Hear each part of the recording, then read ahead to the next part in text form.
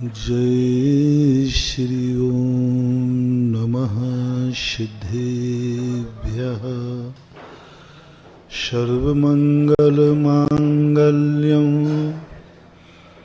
सर्वकल्याणकारिकं प्रधानं सर्वधर्माणां जैनं जयतु शासनम् जैनं जयतु शासनम्। पंच परमेष्टि भगवान की, आचार्य श्री गुरुवर कुंद कुंद महाराज की, आचार्य श्री गुरुवर विद्यासागर महाराज की। कल बांशी के प्रवेश पर एक ऐसी बात की शुरुआत हुई। हम इतना सब कुछ करते हैं, लेकिन वह क्रिया सफल क्यों नहीं होती? इतना हम सोचते हैं, लेकिन अपना सोचा हुआ क्यों नहीं होता? इतना हम देखते हैं, फिर भी जो देखना चाहते हैं वो नहीं दिखता। इतना हम सुनते हैं, फिर भी हम जो सुनना चाहते हैं वो नहीं सुन पाते। हम इतना बोलते हैं, लेकिन जो बोलना चाहते हैं वह नहीं बोल पाते। हम इतना खाते पीते हैं, लेकिन जो खाना पीना चाहिए वो नहीं खा पाते, संतुष्टि नहीं मिल पाती। हम इतना चलते फिरते हैं, लेकिन हमें मंजिल नहीं मिल पाती। हम इतना सब दिन रात मेहनत करके कर रहे हैं, लेकिन वह नहीं कर पा रहे हैं जिसमें हम कह सकें कि मैं सब कुछ कर चुका। सब हो रहा है, लेकिन कुछ एक आत्म संतुष्टि नहीं मिल रही है। कुछ ऐसा नहीं लग रहा है कि मैंने पूर्ण कर लिया। हर क्रिया में अधूरेपन की महसूस हो रहा है।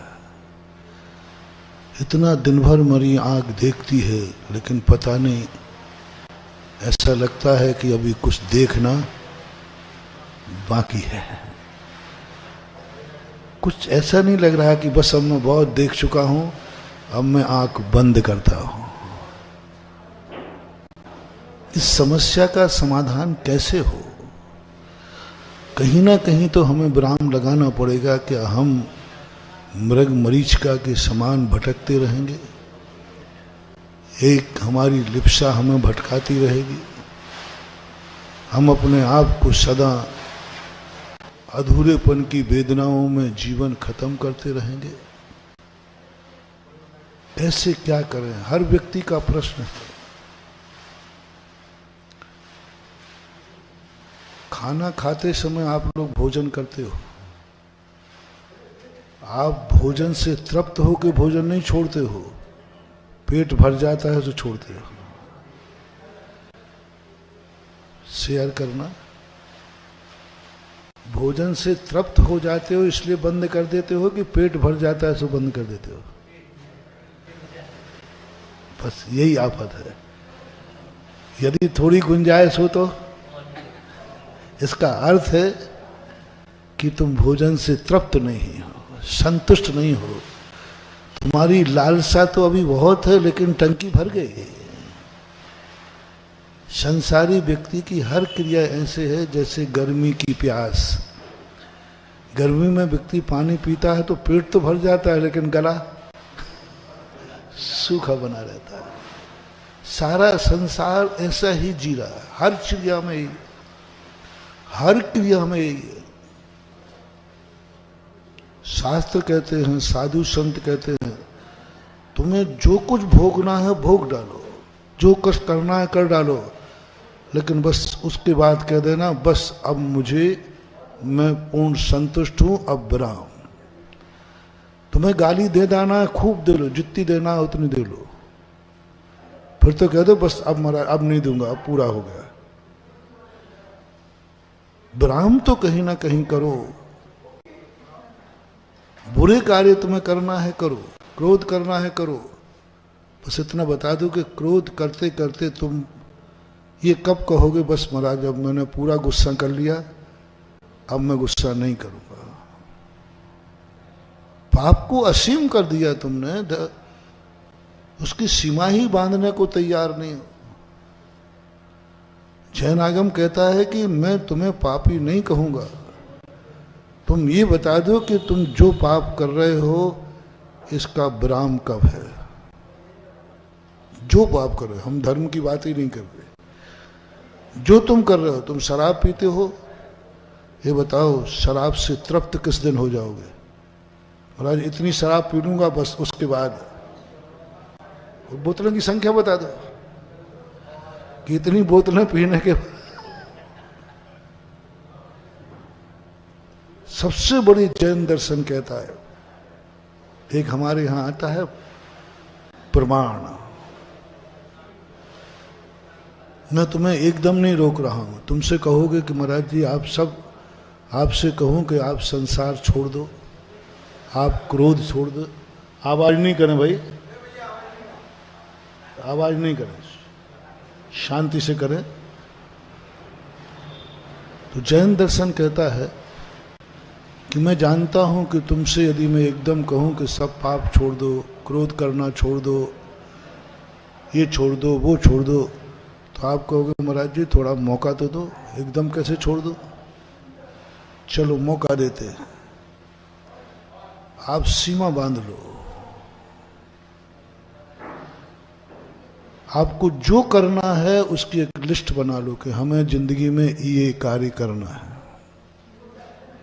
जो तुम्हें करना हो, मैं किसी को भी मना नहीं कर रहा हूं आज, जो जिसको करना है करो, लिस्ट बनाओ, बस उसके नीचे ये बता देना ये कितना करोगे, कब तक करोगे, वो तारीख डाल दो, बाकी छूट है। पाप परिमाण नाम का एक व्रत है अपने आप, बहुत बड़ी चीज है। आज तक किसी भी आचार्यों ने, किसी भी दर्शन ने ऐसी छूट नहीं दी। पाप परिमाण व्रत, पाप परिमाण व्रत, कि आप सीमा बांधो कि ये कब तक करोगे, तुम कहां तक करोगे, कितने क्षेत्र में करोगे, तुम्हारा काल क्या है, मैं इतने ही बजे करूंगा। सब पापों के ऊपर मैं 3-4 टाइटल बताता हूं। जो तुम करते हो उसका सबसे पहले तुम बोलो कि तुम कौन हो, तुम कौन हो। तुम्हें पाप करना है करो, तुम कौन हो। अभी ललितपुर में चला था ये प्रसंग 8 दिन। तुम कौन हो, तुम्हारी बल्दियत क्या है, तुम्हारा कुल क्या है, तुम्हारी जाति क्या है। तुम पाप करना चाहते हो, शराब पीना चाहते हो, क्रोध करना चाहते हो, व्यसन करना चाहते हो, सब करो। तुम्हारा कुल क्या है, तुम्हारी बल्दियत क्या है। तुम जो करना चाहते हो क्या वो तुम्हारे बाप ने भी किया है। यदि बाप ने किया है तो फिर मैं तुम्हें ज्यादा पाप बंद नहीं होगा। आपको एक सिद्ध करना पड़ेगा, जो मैं पाप कर रहा हूं ये मैं नहीं कर रहा हूं, मेरे बाप दादों से होता आया है। बस कर्म तुम्हें माफ कर देगा, बोले इसकी कोई गलती नहीं, इसके बाप की गलती है। शेर का बच्चा मांस खाता है, शेर के बच्चे को दोष कम लगता है क्योंकि उसका पूरी पीढ़ी। तुम्हारी बल्दियत सिद्ध करो। यदि तुम पापी हो तो मैंने ललितपुर में कहा था कि तुम ये सिद्ध कर दो, तुम पाप करते हुए तुम्हें बहुत पाप करने के बाद आप बिल्कुल जमानत पे छूट जाओगे, जमानत पे छूट जाओगे। थोड़ा सा चालान मालान होगा, मैं ही तुम्हारी जमानत ले लूंगा, पापी की जमानत ले लूंगा। बस तुम्हें एक सिद्ध करना है, तुम पापी, तुम्हारा बाप पापी, बस इतना था बोल दो। और मेरा दादा पापी, मेरी पूरी 7 पीढ़ी, बस ये सर्टिफिकेट लाओ, ये हिम्मत करो और तुम्हें जमानत से बरी करा दूंगा। फिर मैं भी करूंगा कोर्ट में कर्मों से, इस बेचारे की गलती नहीं, इसके बाप दादी भी ऐसे ही थे। क्या करोगे, बाप दादे ऐसे थे, ऐसा कुल मिला, ऐसी जाति मिली उसको, जहां जन्म से ही उन्होंने ऐसे कर्म किए हैं। लेकिन यदि तुम पापी नहीं, तुम पापी हो, तुम्हारा बाप पापी नहीं है, तो फिर तो मामला टेढ़ा हो गया। जब पाप आम का पेड़ था तो ये निवोली कहां से आ गई इस पर? जब पाप तुम्हारा धर्मात्मा था, कोई प्रश्न का जवाब नहीं दे पाए। अभी ललितपुर में लेटेस्ट ही प्रसंग चल रहा था। जब तुम्हारा पाप पवित्र था, स्वच्छ था, निर्मल था, कुल जाति तुम्हारी अच्छी थी, तो आम के पेड़ पर ये निवोली कैसे लगी? आम के पेड़ पर निवोली लगती है क्या? कभी नहीं लगती। ऐसा ये है पाप। सबसे बड़ा पाप ये है, सबसे बड़ा मिथ्या ये है, सबसे बड़ा झूठ ये है कि आम के पेड़ पर निवोली कभी देखी? निवोली तो समझते हो ना, निवोली क्यों बालक, निवोली समझते हैं? निवोली, नीम की निवोली, वो पीली पीली, खा के देखना अच्छा है। और वो नीम के पेड़ पर लगती है कि आम के पेड़ पर? तुम्हारे बाप तो आम के पेड़ है। तुमने खुद कहा कि हमारे पिता तो बहुत अच्छे हैं, उनका मन भी अच्छा, वचन भी अच्छा, सब अच्छा है, फिर ये निवोली क्यों आई? या तो बाप को नीम का पेड़ सिद्ध करो, या स्वयं आम बनना स्वीकार करो। ये दो के अलावा तीसरा रास्ता नहीं। बिल्कुल सरल रास्ता। या तो अपने बाप को नीम का पेड़ सिद्ध कर दो कि महाराज हमारी कुल परंपरा में नीम का पेड़ है, हमारे बाप कड़वे थे, हमारे दादा कड़वे थे, उनका सब, इसलिए मैं हूं। प्रकृति कहेगी इसका कोई दोष नहीं है, क्योंकि नीम के पेड़ पर तो निवोली ही आएगी, आम कभी आने वाला नहीं है। लेकिन हम तो सिद्ध कर रहे कि नहीं, हमारा बाप तो बहुत अच्छा था, हमारी कुल और जाति अच्छी थी, अकेला मैं पापी हूं, मैं वैष्णवी हूं। तो प्रकृति कहती अब माफ नहीं किया जाएगा तुम्हें, अब तुम्हारा कोई माफीनामा नहीं है, क्योंकि तुम प्रकृति के विरुद्ध कार्य कर रहे हो। आम के पेड़ में तुम निवोली बन के जी रहे हो। बस एक काम नहीं करना, जो पाप, जो विषण तुम्हारे कुल और जाति में नहीं होते हो, जैसे बने तैसे कैसे भी करके वो गलत कार्य तुम्हें नहीं करना। धर्म के नाम पर नहीं कह रहा हूं, इस नाम पर यह पाप मेरे बाप दादों ने कभी नहीं किया, इसलिए मैं भी नहीं करूंगा। वो नहीं करते थे इसलिए मैं भी नहीं करूंगा। मैं धर्म कुछ नहीं जानता हूं, मैं तो पापा को जानता हूं, दादा को जानता हूं। पशु जो होता है ना, वही खाता है जो उनके माँ बाप खाते हैं, खिलाते हैं। कोई भी पशुओं को देखना, जिन पशुओं का जो दाना है सारे पशु वो ही खाएंगे, दूसरा नहीं खाते। बगला मछली खाता है तो बगले, सारे बगले, और जो पशु शाकाहारी है उनके बेटे भी, हाथी, उसका पिता, उसकी माँ और वो खुद। यानी पशुओं में इतना अनुशासन कि जो हमारे कुल में नहीं खाया जाता वो कोई नहीं खाएगा, और जो खाया जाता है वो खाते हैं। जितने शाकाहारी जानवर होते हैं कुल परंपरा से, उनकी संतानें शाकाहारी के मांसाहारी, सब देख लो, गाय को उठा लो, पशु को उठा लो, खरगोश को उठा लो, हिरण को उठा लो, उनकी पीढ़ी में आज तक बदलावट नहीं आई कि किसी हिरण ने मांसाहार शुरू किया हो, किसी हाथी ने मांसाहार किया हो। उनकी कुल परंपरा, वो कहते हैं हमारे पूर्वज जो खाते थे, जो करते थे, हम वैसा ही करेंगे। उससे अन्यथा उनका कुछ भी भाव भी नहीं बनता, परिणाम भी नहीं बनता। वो कभी परिणाम नहीं बिगाड़ते, अपनी जाति के बाहर नहीं जाते, अपनी जाति की सीमा में रहते हैं। वो पापी है तो पापी है, शुकर है, उसके बाप भिष्टा खाते थे, उसकी मां खाती थी, बेटा भी, कुल परंपरा। बकरी है, उसके बाप दादे घास खाते थे, पत्ती खाते थे, वो भी खा रही है। तो कम से कम तुम मनुष्य बन पाओ या ना बन पाओ, कम से कम पशु ही बन जाओ, अच्छे पशु। अच्छे पशु वही कहलाते हैं जो अपनी कुल परंपरा को पूरी कायम रखते हैं।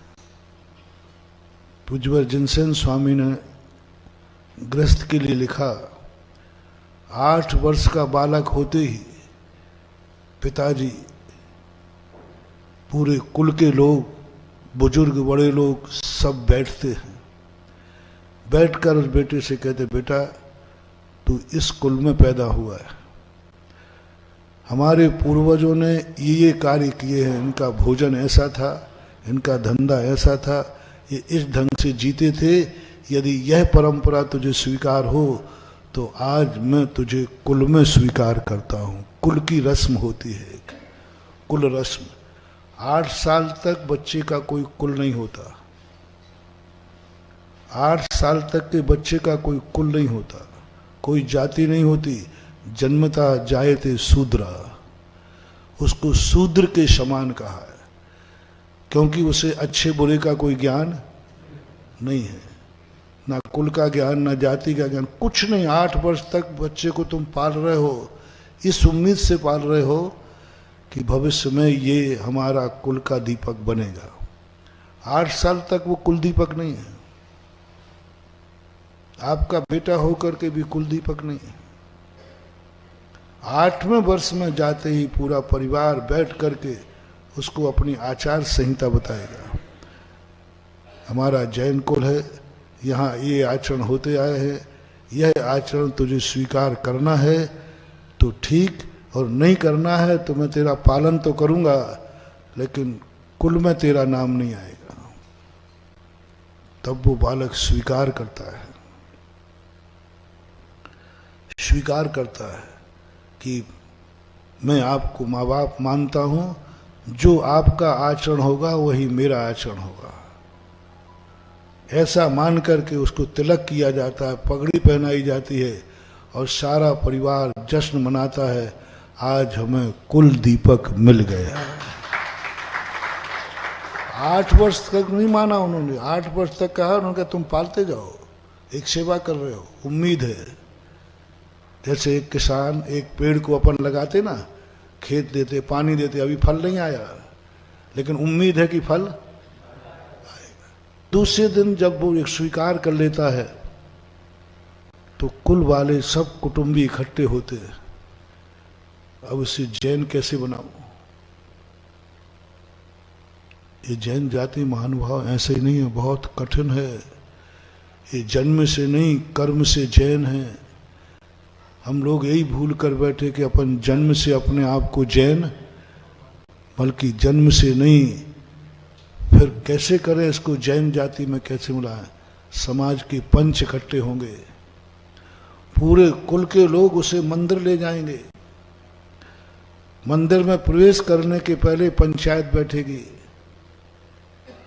कि भाई हमारे यहाँ कुल दीपक हुआ है, इसने हमारे सारे कुल के आचार विचार स्वीकार कर लिए हैं, अब इसे जैन जाति में मिलाया जाए।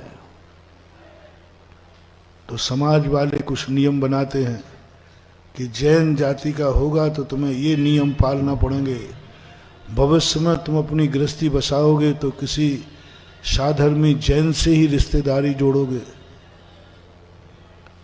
अपने जैन लोगों से ही रिश्तेदारी बनाओगे, शादी विवाह जैन में ही होगा, और मंदिर आदि के जो परंपराएं हैं उनको आप स्वीकार करोगे। वो स्वीकार करता है, मुझे स्वीकार है, तो जैन जाति में लाया जाएगा। अब तीसरे नंबर पर, अब ये जैन धर्म को, जैन धर्म से स्वीकार करे कि नहीं, पहला कौन सा हुआ, कुल दीपक है कि नहीं, दूसरा कौन हुआ ये जैन, तीसरा कौन हुआ जैन धर्म है कि नहीं। अब जैन धर्म के लिए यदि गुरु महाराज हैं या नगर के कोई विद्वान त्यागी वृत्ति हैं, कोई पंडित हैं, उनको बुलाया जाएगा और फिर वो कहेंगे कि भाई तू जैन धर्म स्वीकार करना चाहता है तो ये कार्य तुम्हें करना जरूरी होगा, इतने कार्य करना होगा। जैन धर्म में आते ही आपको सच्चे देव की पहचान करना पड़ेगी। आप खोटे देव सात गुरु को नहीं मानेंगे, खोटा धर्म नहीं मानेंगे, खोटे गुरु नहीं मानेंगे, उनको देव की परिभाषा बताई जाएगी, गुरु की परिभाषा बताई जाएगी, शास्त्र की परिभाषा बताई जाएगी। ये सारी चीजें बताने के बाद तुम यह स्वीकार करो, गुरु मूर्ता, लोक मूर्ता, देव मूर्ता है, ये सब त्यागोगे, प्रतिदिन षड आवश्यक करोगे, देव पूजा, गुरु उपासते, स्वाध्याय, संयमस्तपा, दानम चेति गृहस्थानाम षट कर्माणि दिने दिने। आप बिना देव दर्शन के भोजन नहीं करोगे। गुरु महाराज आएंगे तो उनको आप अपने शक्ति प्रमाण आहार दान देने का भाव करोगे, नवदा भक्ति करोगे। स्वाध्याय, अपने शक्ति प्रमाण स्वाध्याय करोगे। तप में ऐसे अनैतिक कार्य करने की तुम्हारी इच्छा होगी, उनको तुम रोकोगे जो तुम्हारे कुल के विरुद्ध है। इच्छा निरोधो तपः, जो जैन दर्शन के, जैन जाति के, जैन कुल के विरुद्ध हैं, ऐसी इच्छाएं तुम नहीं करोगे। तुम्हारा मन अभक्ष को खाने का होगा, तुम वहां मन को रोकोगे। तप क्या है? आप गृहस्थों का तप का अर्थ उपवास नहीं, तुम गृहस्थों के लिए उपवास तप नहीं है।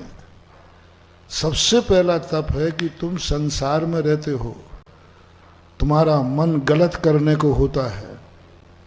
जैसे सपोज कीजिए अभक्ष खाने का मन हो रहा है, सब दोस्त खा रहे हैं, नहीं मैं अपनी इच्छा को रोकता हूं, मैं जैन हूं, मैं ये अभक्ष नहीं खाऊंगा। आपका तप चालू हो गया, इच्छा का निरोध कर दिया ना। खा सकते थे, खाने की छूट थी, समर्थ थे, कोई बाधा नहीं थी, सब खिला रहे थे। नहीं, मैं जैन हूं, यह चीजें मैं नहीं खाता हूं, इच्छा निरोध तब चालू हो गया। कोई आप अनैतिक धंधे करने के लिए गए, कुछ गलत धंधा था, पैसा बहुत था, उसमें कमाई भी अच्छी थी, नहीं मैं ये धंधा नहीं करूंगा क्योंकि मैं जैन हूं। व्यापार में तप, व्यापार करते हुए तप कर सकते हो। ऐसा धंधा छोड़ दिया जिसमें कमाई थी, नहीं मेरी इच्छा तो थी लेकिन नहीं करूंगा क्योंकि उसमें गलत होता है। आंखों का तप, आंख देख सकती थी, नहीं इधर मैं आंख नहीं उठाऊंगा क्योंकि इस तरफ आंख से देखना ठीक नहीं है, आंख का तप। कौन कहता है कि रोटियां छोड़ने का नाम तप है? ये तप तो बहुत बाद में आएगा। रोटी छोड़कर उपवास का तप कर लिया और मन पापी बना रहा तो,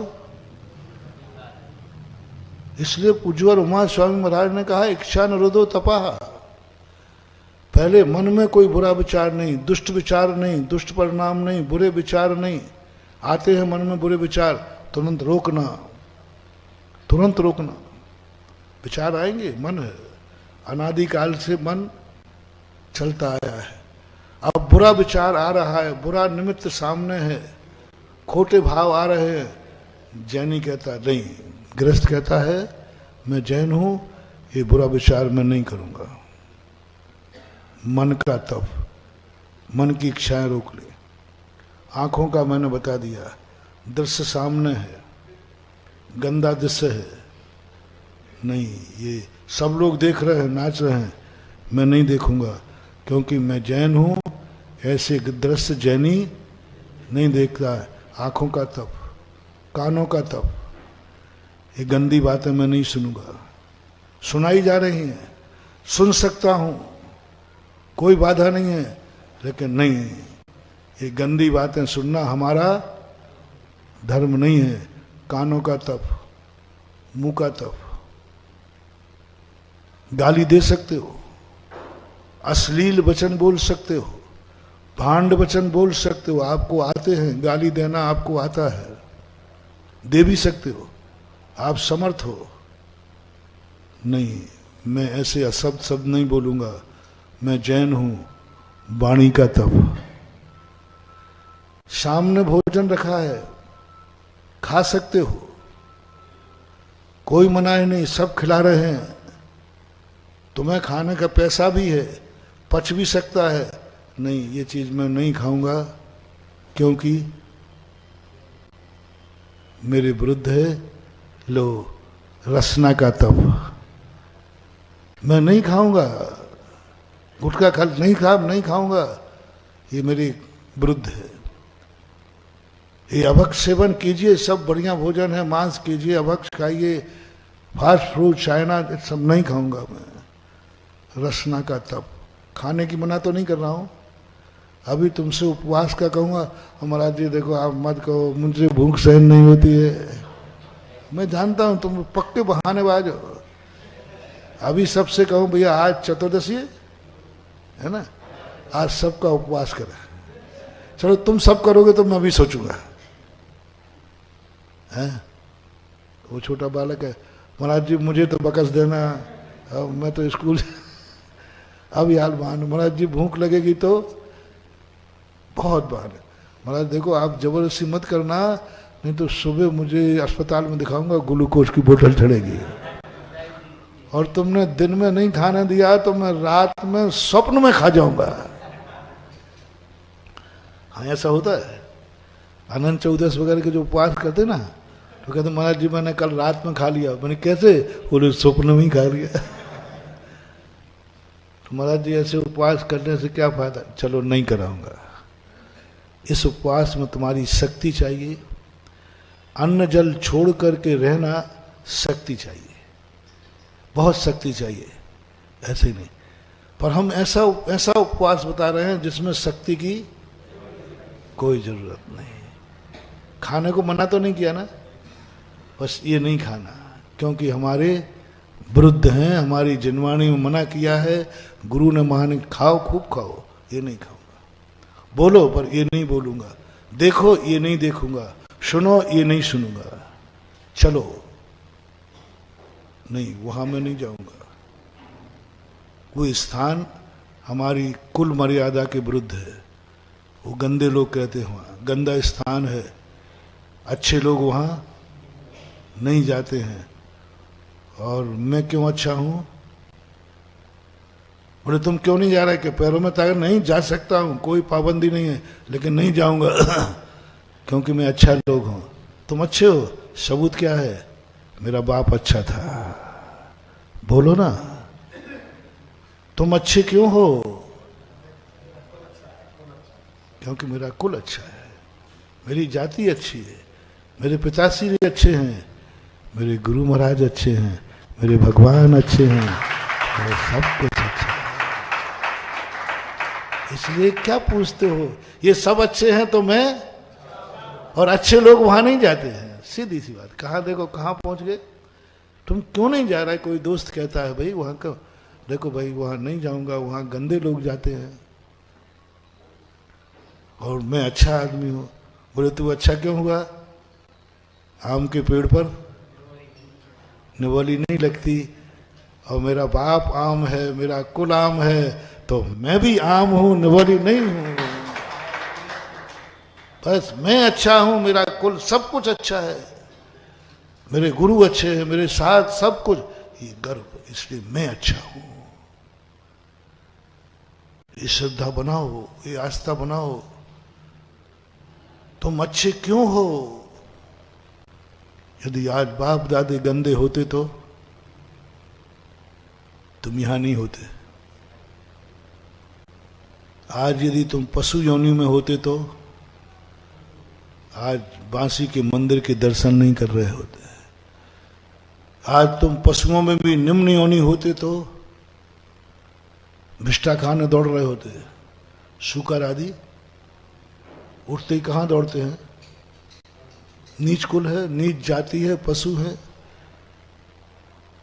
आज कितने भाग हैं रे तुम लोगों के कि सुबह उठ करके, ओहो, सारे नीच जानवर सुबह उठ करके गंदा खाना दौड़ते हैं और जैन कुल में जैनी उठ करके मंदिर की तरफ दौड़ता है,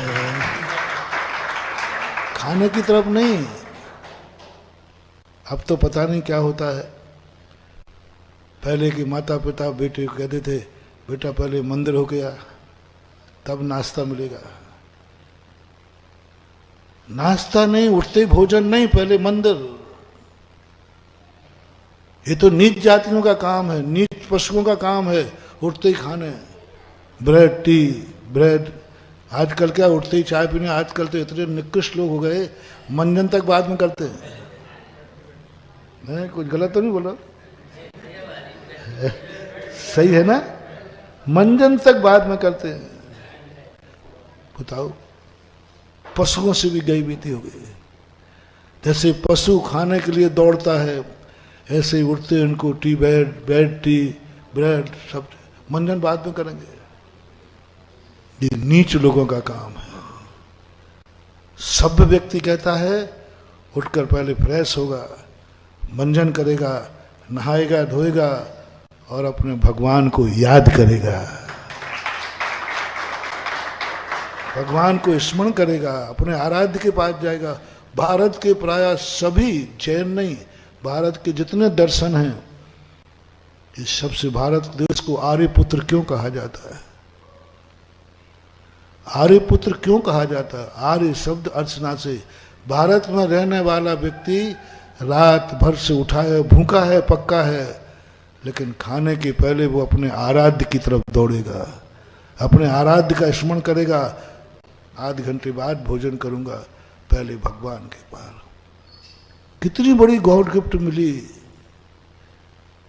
ऐसा कुल संस्कार मिला हो, उसके बावजूद भी तुम पशुओं जैसी हरकत करो कि मंदिर जाने के पहले, नहाने के पहले, मंजन के पहले कुछ खाने पीने का भाव करो।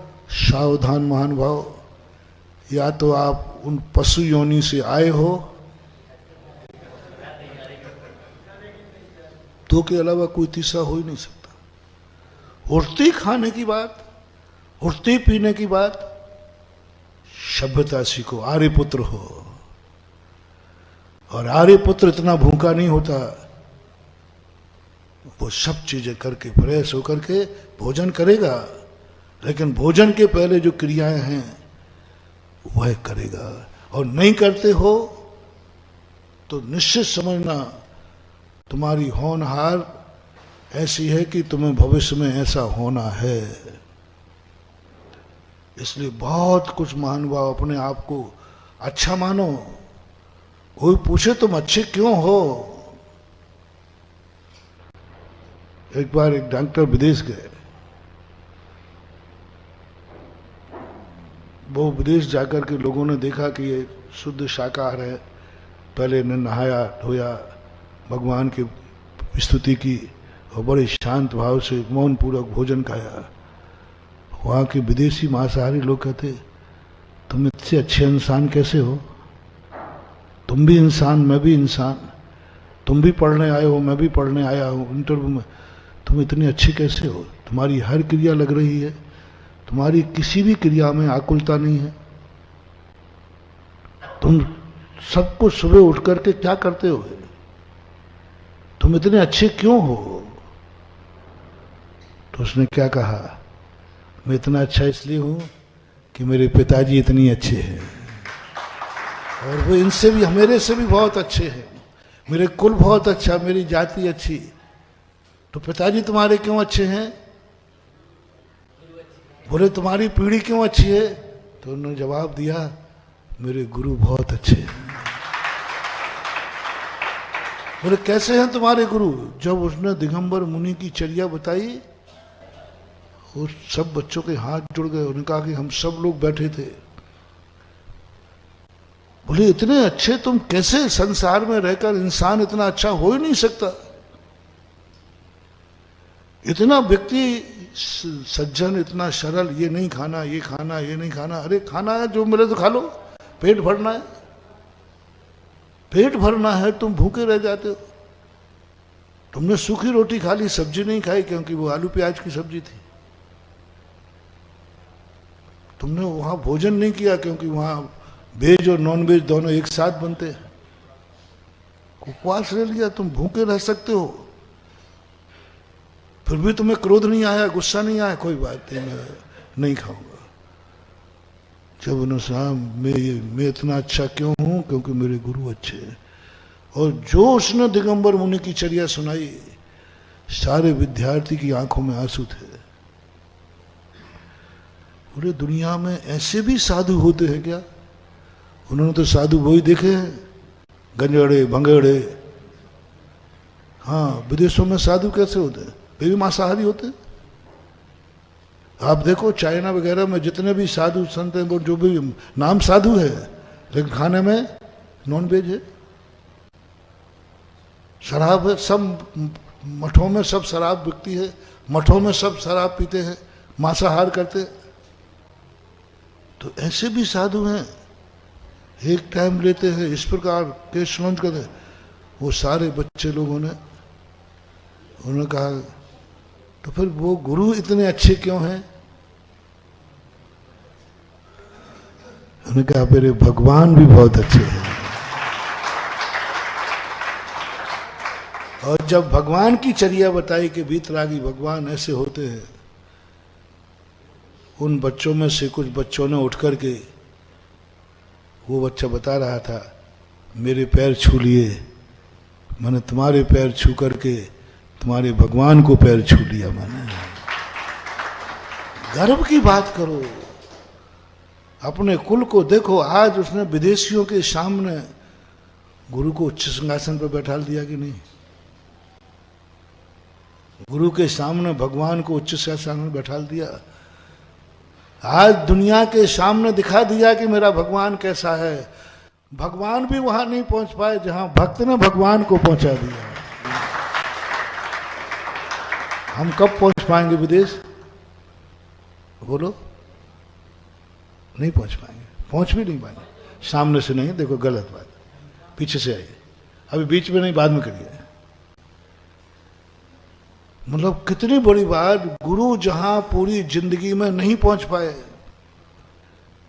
वहां किसने पहुंचा दिया? एक भक्त ने पहुंचा दिया। गुरु को उच्च सिंहासन पर डाल दिया, गुरु के प्रति उनकी श्रद्धा बन गई। अब बोलो, उस भक्त का पुण्य कितना बंधेगा? गुरु नहीं पहुंच पाए, साक्षात जहां गुरु की महिमा पहुंचा दी और गुरु को उच्च आसन पर। जिन भगवानों के दर्शन कभी भगवान भी वहां नहीं विहार करेंगे, किसी भगवान ने किया भी नहीं। विदेशों में किसी भगवान ने विहार नहीं किया, लेकिन भक्त ने विहार करा दिया। कोई छोटी मोटी हस्ती नहीं हो तुम लोग।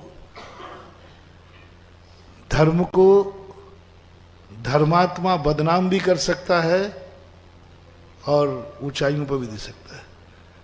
भगवान की महिमा फैलाने की ताकत भगवान में नहीं है, भक्तों में। बाप की इज्जत बेटा 2 मिनट में धूल में मिला सकता है, और बाप की इज्जत 2 मिनट में बेटा आकाश में उठा सकता है। देखना, फॉर एग्जाम्पल, एक पिता बहुत अच्छा था, लेकिन बेटा शराब पी रहा था। लोगों ने कहा ये शराब, बोले बाप पीता होगा। जब बेटा ऐसा है तो बाप कैसा होगा? 99% लोग बेटे को देखकर किसको समझेंगे? और जिसने बेचारे ने रात में पानी भी नहीं पिया, इज्जत धूल में मिला दी ना। और एक बेटे ने कहा कि नहीं, मैं बाजार का नहीं खाता हूं, मैं ये चीज नहीं सेवन करूंगा। ओहो, जब बेटा इतना अच्छा है तो पिता, पहचान बनो अपने पूर्वजों की, ध्वजा बनो अपने पूर्वजों की, गुरु की, धर्म की। उनकी ध्वजा के नाम से हम नहीं चलेंगे, हमारी ध्वजा से उनका नाम चलेगा। महावीर के नाम से हम नहीं पूजेंगे, महावीर मेरे नाम से दुनिया में पूजे जाएंगे। मैं पूजवाऊंगा, जो महावीर नहीं कर पाए वो मैं करूंगा, जहां महावीर नहीं जा पाए वहां मैं पहुंचाऊंगा। क्योंकि प्रभु आपकी मर्यादा है, मेरी कोई मर्यादा नहीं। आप गंदे स्थान पर नहीं जाते हैं, लेकिन मैं गंदे स्थान पर जा सकता हूं, और गंदे स्थान पर भी जाके झाड़ू लगा करके और आपको सिंहासन पर बैठाल के आऊंगा। मैं तो यही करता हूं। एक स्थान पर दिगंबर मुनियों का प्रवेश वर्जित था। जब भी मुनि महाराज गए, उपसर हुआ, संकट हुआ। अब मैंने कहा कि गुरु महाराजों को याद किया, उन्होंने कहा बेटा तू भी मत जाना वहां, मैं ही नहीं जा पाया तो तू क्या जाएगा वहां। मुझे संकट आया है, बहुत भयंकर संकट आया था वहां जाने पर। अब मेरे मन ने कहा, मैंने कहा हे मेरे पूर्वज गुरु लोगों, आप बड़े थे, आपकी मर्यादा रही होगी, मैं आशीर्वाद दो, मैं आपको वहां पहुंचा के रहूंगा और उन लोगों से क्षमा याचना कराऊंगा जिन लोगों ने आपको रोका है, और उन सबको आपका भक्त बनाऊंगा। बोले क्या बनाएगा, जब मैं ही नहीं बना पाया तू क्या बनाएगा। मैंने कही नहीं, कुछ काम ऐसे हैं जो बड़े नहीं कर सकते, है ना, बड़े नहीं कर सकते, क्योंकि बड़े बड़े होते हैं। बड़े कहीं जाएं तो दुनिया में दिखते हैं, छोटा तो कहीं से भी यहां वहां से जाकर कर ले। और मैंने वहां गया और ऐसी स्थिति बनी, छावनी बन गई पुलिस। जैन मंदिर था, वहां लोगों ने कब्जे कर लिए और हमसे कह दिया गया कि यदि दिगंबर मुनि यहां आए तो खून की नदियां बहेंगे। कलेक्टर साहब थे एक, उनके दूसरे कलेक्टर होते ना सेकंड नंबर के, एसडीएम, उन्होंने कहा साहब रिपोर्ट खतरनाक है, महाराज को रोको, उधर न जावे, वो रास्ते ही नहीं पर। मैं कलेक्टर मेरे नेचर को जानते थे, तो एसडीएम से कहते हैं तुमने महाराज को रोका तो नहीं। बोले नहीं रोका। बोले रोक मत देना, नहीं तो कोई नहीं रोक पाएगा उनको, वो खुद ही रुक जाए तो ठीक है, नहीं तो जाओ, मेरा ऑर्डर है, जहां महाराज जाएंगे महाराज तो वहां जाएंगे। भारत का ऐसा कोई कोना नहीं जहां वर्जित हो, जाओ उस नगर को, गांव को छावनी बना दो। छोटा सा गांव था, बांसी के लगभग मान लीजिए, पूरे गांव को 300 पुलिस वाले, छावनी बन गई पूरा गांव। जो भी 3 स्टार 2 स्टार सब लगे थे, क्योंकि वो माहौल ही ऐसा था। अब मैं जाके पहुंचा तो मैंने कहा भाई इतनी बड़ी पुलिस क्यों है, क्यों? तो अब उन्होंने बताया महाराज जी हमें अभी तक मालूम नहीं था कुछ भी। मैंने कहा चलता हूँ, और जाके देखा तो ये, मैंने कहा अब मुझे रुकना नहीं था, मंदिर में जाके मंदिर का वो ताला लगाए हुए थे। मैंने कहा कौन सा मंदिर? जैन मंदिर में। खोलो, बच्चों ने तोड़ दिया। अंदर जाके भगवान बैठे, जहां बाप है बेटे को कौन रोक सकता है? दूसरे के घर में घुसू तो अपराध है। बोले साहब, मैंने कहा देखो ये घर मंदिर का जगह दिगंबर जैन मंदिर है, और आप लोग खुल के देख लिए, यदि मेरे दिगंबर भगवान बैठे हैं तो मैं जाऊंगा, और नहीं बैठे हैं तो नहीं जाऊंगा। और जब मेरा बाप है वहां बेटे के जाने कौन रोकेगा? अंदर भगवान थे, बिहार करना, मैंने कि आज तो यहीं रुकूंगा। अब वो पुलिस वाले सोचेंगे महाराज कब किसके यहां से जल्दी भलाई टले, और मैंने कि कल हार भी यहीं होगा और प्रवचन चौराहे पे होगा। मैं कभी प्रवचनों की ऐसी मांग करता नहीं हूं कि मेरा प्रवचन यहां हो यहां हो, जहां बैठा देते वहीं बैठ जाता। गया, प्रवचन हुआ, क्या प्रवचन उस समय हुआ, सारे गांव वाले आकर के पैर पकड़ लिए, बोले महाराज हम आपको जाने नहीं देंगे अब यहाँ। अचानक एक भी जैन नहीं था, एक भी जैन था ही नहीं वहां। मैं जाने नहीं दूंगा आपको, हम लोगों ने जो किए हैं पहले वो पहले क्षमा करो, आपके प्रति भी जो मैंने भाव की वो क्षमा करो। मैंने कहा भाई आप पहले महाराज जी हमसे बहुत माफ करो। मैंने कहा भैया मैं नाराज हूं ही नहीं, मैं तो इसलिए कि आखिर तुमसे हमसे क्या घृणा है, क्या द्वेष है, क्या झगड़ा है, बताओ क्या कारण है। जो उनके लिए जब साहब ने आकर के ऐसा गांव, फिर हार चलिया हुई, बिहार तो करनी था। और मंदिर का उन्होंने कहा ये मंदिर दिगंबर जैनियों का है, आप तो जो कहो वो मैं करने को तैयार हूं। मंदिर आज खुला है, पुजारी लगा है, पास के लोग प्रतिदिन अभिषेक करने जाते हैं और वहां की समाज पूरा सहयोग कर रहे हैं। बोलो मैंने अच्छा किया कि है? होगी बड़ों की सीमा। जब मैं राजस्थान में पहली बार गया तो एक कंजाइश था, कंजाइश जानते? हाँ समझ गए होगे। तो उसके प्रवचन शाम को होते थे। मुझे एक स्टेज पर एक वेदी प्रतिष्ठा में जाना पड़ा, बिल्कुल शुरू की बात है 94 की, पदमपुरा के बाद निकल। तो वहाँ एक व्यक्ति था, बोले महाराज जी हम लोग उधर उनको मानते हैं लेकिन हमारी भाव है कि आप भी चले। मैंने कहा देखो मैं चला जाऊंगा, यदि किसी ने मुझे छेड़ दिया तो फिर मैं छोड़ूंगा नहीं, और नहीं छेड़ा तो मैं बोलूंगा नहीं।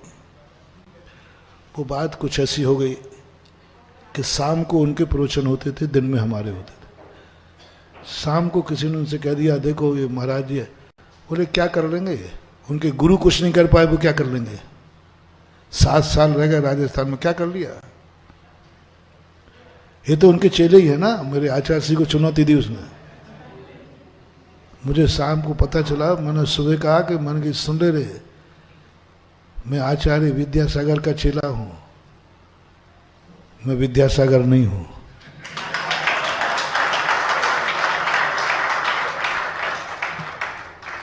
मैं गुरु नहीं हूं, गुरु का चेला हूं। उनका नाम है आचार्य विद्यासागर, संत शिरोमणि विश्व वंदनीय। मैं विद्यासागर नहीं हूं। कभी कभी बड़ों की मर्यादा होती है, मेरी कोई मर्यादा नहीं, ध्यान रखना है। तुम गुरु समझ करके चेले से मत भिड़ जाना, गुरु को जैसा समझ करके चेले से मत भिड़ जाना। जब तक मैं राजस्थान में हूं भूमिगत रहना, बाहर निकल के आए तो ध्यान रखना, भूमिगत रहना, मेरी कोई मर्यादा नहीं है। मैं धर्म के लिए कुछ भी कर सकता हूं। और उस दिन के बाद वो है, आज भी वो कहते हैं मैंने महाराज को छिड़ के गलती की है। साफी कर दिया सुपड़ा। क्यों? हम अपने लिए थोड़ी कर रहे हैं। सबसे बड़ा छोटा व्यक्ति कौन कहलाता है? जहां बड़े कार्यों की मर्यादा आ जाए वहां छोटे को आगे आके काम करना चाहिए। वो काम अपना है कि बड़ों का है? थोड़े आगे बढ़े, वहां भी यही स्थिति थी। और वहीं पर मैंने दिगंबर मुनिराज की मूर्ति चौराहे पर खड़ी की। स्टेचू बनाया। जहां दिगंबर मुद्रा प्रवेश करना वर्जित था, मैंने कि यहां तो कुछ ना कुछ करूंगा। और पद्मासन नहीं बैठा ली मैंने, खड़गासन शांति सागर महाराज ज्ञान सागर की मूर्ति स्थापित कराई रेस्ट हाउस में। और मैंने दोनों महाराजों को नमस्ते किया, गुरुदेव आप जहां नहीं आ पाए वहां आशीर्वाद दो। उनका वहां तूने मूर्ति बैठा दी। मैंने कहा यही तो छोटे बनने का मजा है, बड़े बनने में यही कमी है कि उनका बड़प्पन बीच में, और छोटे बनने में क्या बड़प्पन है। कुल मिलाकर के आपसे ये कहना चाहता हूं, जहां हमारे गुरु और भगवान नहीं पहुंच पाए, कितनी बड़ी जिम्मेवारी है तुम्हारे और हमारे ऊपर। आज पंचम काल में भगवान महावीर स्वामी नहीं है। आज पंचम काल में भगवान महावीर स्वामी नहीं है, और वो हो भी नहीं सकते, वो हो भी नहीं सकते, वो आ भी नहीं सकते। अब महावीर स्वामी तो पंचम काल में अपना प्रभाव नहीं दिखा पाएंगे, आ नहीं पाएंगे। अब महावीर को पंचम काल में महावीर स्वामी बहुत अच्छे थे, अहिंसा के पुजारी थे, जियो और जीने दो का नारा था। तो फिर या तो बाप को पापी कहो और या तुम आम बनो, तो मैं मान जाऊंगा, बहुत जल्दी मान जाता हूँ, ज्यादा कठिन नहीं हूं मैं, लेकिन मैं जिद्दी बहुत हूं। या तो ये या तो ये, या तो तुम आम बनो या बाप को नीम बनाओ, या तो तुम सुधरो पाप छोड़ो, नहीं तो बाप को पापी बनो कहो। मैं तो कहूंगा तू पाप है तो तेरा बाप पापी, एक बार नहीं 100 बार। अब तुम्हें बाप की इज्जत बचाना है और मेरे मुख से बाप को पुण्यात्मा कहलवाना है। मैं आई एम सॉरी प्लीज कह दूंगा। मैंने जो कहा ना, मैं क्षमा मांगने में मैं गुस्सा करने में थोड़ा देर करता हूं, और क्षमा मांगने में देर करते ही नहीं। मैं तो 1 मिनट लगा, आई एम सॉरी प्लीज, मैंने गलत नंबर डायल कर लिया। ये आम है तो बाप भी आम है, तू पवित्र है तो बाप भी पवित्र है। पहचान बनो अपने बाप की, पहचान बनो अपने बाप की, पहचान बनो अपने खानदान की, पहचान बनो अपनी जात की, पहचान बनो अपने धर्म की, पहचान बनो अपने गुरु की, पहचान बनो अपने भगवान की। और उनकी पहचान अच्छी भी हो सकती, और यदि हम बुरे हुए तो सब क्या हो जाएंगे, और हम अच्छे हुए तो सब अच्छे हो जाएंगे। तो तुम्हारा बाप कैसा है? नहीं नहीं, ये नहीं सुनना ये तो फ्रॉड है, ये तो नकली है। तुम्हारा बाप कैसा है बोलो। जैसा मैं हूं, जितना मैं हूं, है हिम्मत इतनी कहने की। तुम्हारे दादा कैसे थे? जैसा मैं हूं। तेरी 7 पीढ़ी कैसी थी? जैसा मैं हूं। बस ये आज का होमवर्क है, मोटिवेशन। आज तुम्हें घर जाकर सोचना है कि मुझे महाराज से कहना है, महाराज दादाजी को नहीं जानते, लेकिन महाराज ने कहा कैसे थे दादाजी, मैं तुमसे पूछना चाहता हूं।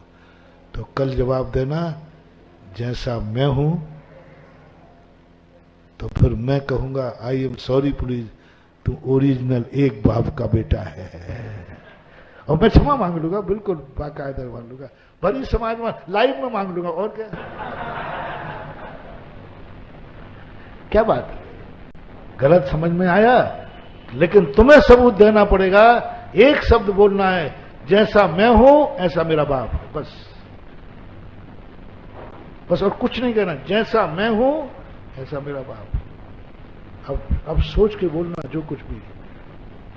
तुम यदि गाली दे रहे हो तो, तुम यदि नशा कर रहे हो तो तुम्हारा बाप भी करता था। तुम जैसे हो, बस हमेशा एक ही बात ध्यान रखना, हमें गुरु के पास से पहचान देना है अपने पूर्वजों की। जैसा मैं हूं ऐसा पूर्वज थे, जैसा मैं हूं ऐसा मेरा गुरु था, जैसे गुरु हैं ऐसे ही भगवान महावीर स्वामी थे। बस खत्म बात। महाराज महावीर स्वामी कैसे हार लेते थे, मैं बताऊं। ऐसे लेते थे, ऐसे अगर तुम्हारे गप कर रहे हो तो ऐसे लेते थे। क्योंकि अनजाने व्यक्ति को क्या बताऊं, बोलो भाई कैसे समझाऊं। महावीर स्वामी कैसे हार लेते थे, कहना जैसा मैं दे रहा हूं ना, बोलो इसमें कोई गलती तो नहीं हो गई। महावीर ऐसे ही लेते थे ना। महावीर स्वामी कैसे रहते थे, देख लो ना। महावीर स्वामी कैसे चलते थे, रख नरक पद ये धरे पाले करुणा अंग। कैसे उठते थे, कैसे बैठते थे, कैसे चलते थे, कैसे खाते थे, कैसे बोलते थे, कैसे क्या करते थे। तू काफी बनो। यहां दिल्ली में अभी दुकान पर भी तेरे नाम याद रख रहा है। कुछ लोग तो यहां से जो मंदिर के बाजू में याद नहीं रखे, और ये भक्त देखो दिल्ली में कह रहा अभी नहीं करूंगा मेरे देवता का। उस दुकानदार को बांसी के भगवान के प्रति श्रद्धा जागी कि नहीं। तुम पूरी जिंदगी भर अभिषेक करते रहो, वो पुण्य नहीं लगेगा। जो उस दिन पुण्य लगेगा जिस दिन उसके सामने तुम बांसी की महिमा, ओहो इतनी महिमाकारी बांसी का साहब, फिर एक दिन मैं बांसी आऊंगा और तुम्हारी इस महिमा को पाकर यदि वो बांसी आ गया, उस दिन जो तुम्हें बांसी के भगवान का आशीर्वाद मिलेगा 100 जन्म तक भी पूरा नहीं कर पाओगे। ऐसे बस हमें पहचान बनना है, हमें इसकी पहचान बनना है कि बांसी के मंदिर का मनभावन कैसा है। हम जैन कुल का बेटा हूं, जैन कुलीन कैसा होता है।